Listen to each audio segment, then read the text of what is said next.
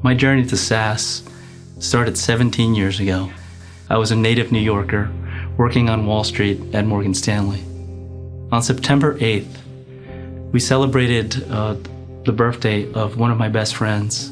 He and his wife were about to have their first anniversary and also their first child as well. So as you can imagine, just the emotional high that they were on, at that point. Unfortunately, that was the last time that we were ever going to see my friend Ari again. 3 days later, on September 11th, Ari and 6 of my colleagues at Morgan Stanley were victims during the plane crash at the World Trade Center. My wife, Miriam, is a pediatrician in the downtown area at a hospital working at a clinical practice.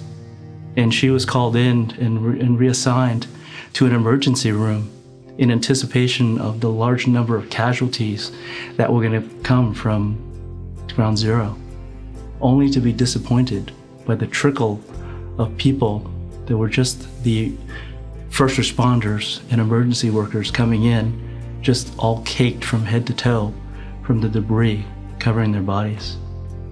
So as you can imagine, that day was incredibly impactful on my life.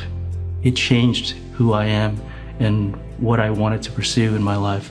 Before that, I had no idea that I was going to be able to combine my passion for technology with that event that changed my life. And that was kind of my aha moment, because at that point, I saw myself contributing at one financial institution to prevent things like 9/11 from happening again through transaction monitoring. But I realized that I could be so much more effective if I were to look for an opportunity at SAS and be able to work in their professional services area to help implement SAS AML for multiple financial institutions. It's meaningful. It's going to prevent additional lives from being impacted. That's what reminds us of our duty, why we are all working within this industry day in and day out. That's where I get my passion from.